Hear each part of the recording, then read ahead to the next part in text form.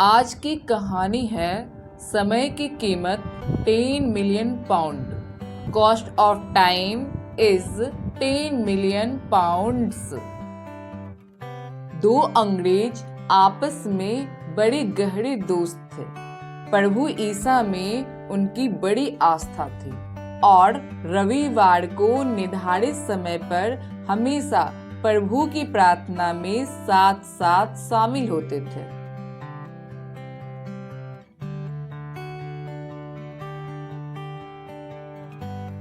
अथक प्रार्थना के कारण ईसा मसीह उन दोनों पर राजी हुए और एक दिन प्रकट होकर कहा कि मांगो, क्या मांगते हो।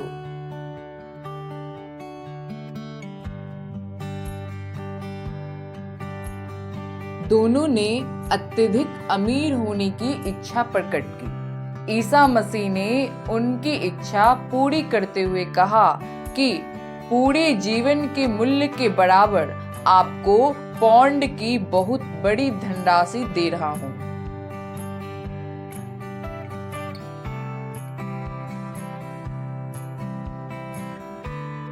जो कि 10 मिलियन पाउंड के बराबर है।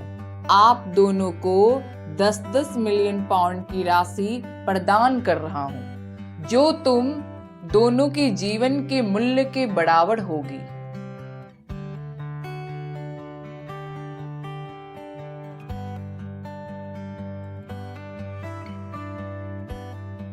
अब इस दौलत से आप जीवन बरस करने के लिए जितनी राशि खर्च करते जाओगे, आपकी जिंदगी उतनी ही कम होती जाएगी और जैसे ही यह राशि 10 मिलियन पाउंड समाप्त हो जाएगी, आपकी मौत आ जाएगी। यमराज आकर आपको ऊपर ले जाएंगे। दोनों अंग्रेज इंग्लैंड में सबसे बड़े आदमी हो गए और अपना गुजर अपने अपने तरीके से करने लग गए।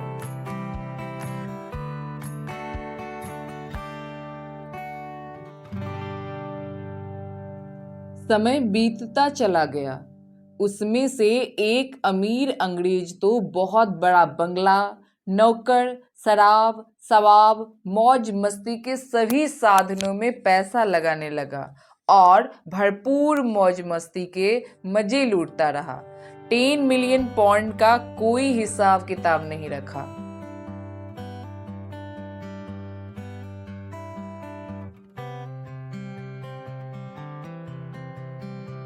दूसरा अंग्रेज अपने 10 मिलियन पाउंड को अपनी जरूरत की वस्तुएं के अलावा कहीं नहीं खर्च करता।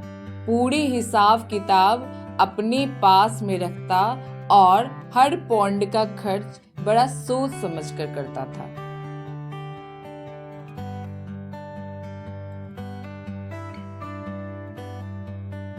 समय बीतता चला गया और पहले के पास सारा 10 मिलियन पाउंड समाप्ति पर था, तो यमदूत अपने साथियों के साथ प्रथम अंग्रेज के पास आ टपका और उसके पास आखिरी पाउंड खत्म होने का इंतजार करता रहा। प्रथम अंग्रेज जब अपनी दूसरे साथी से मिलने गया और जानना चाहा कि उसके पास क्या बचा है, वह यह देखकर हक्का बक्का रह गया कि दूसरे अंग्रेज के पास तो अभी आधे से ज्यादा धनराशि शेष पड़ी है और वह इसी तरह खर्चा करता रहा तो वो अब भी 100 साल से ज्यादा जीवित रहेगा।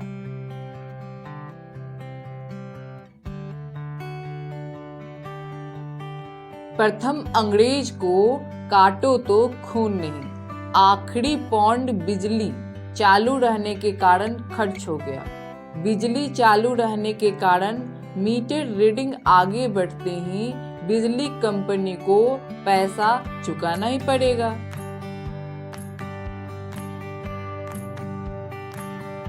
और यमराज उसको मौत के घाट उतारकर ऊपर ईसा मसीह के पास ले जा चुका था।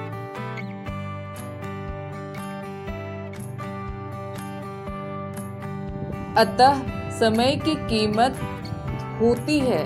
इस कीमती समय को पौंड के हिसाब से खर्च करो। समय को बर्बाद मत करो। बीता हुआ समय वापस नहीं आएगा। इसलिए तो कहा गया है,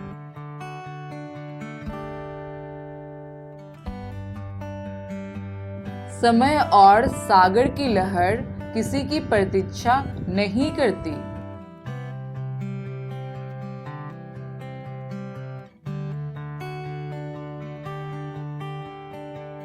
राम बजाज का कहना था कि समय किसी का खराब नहीं होता, खराब जो होता है वह है इंसानी सोच।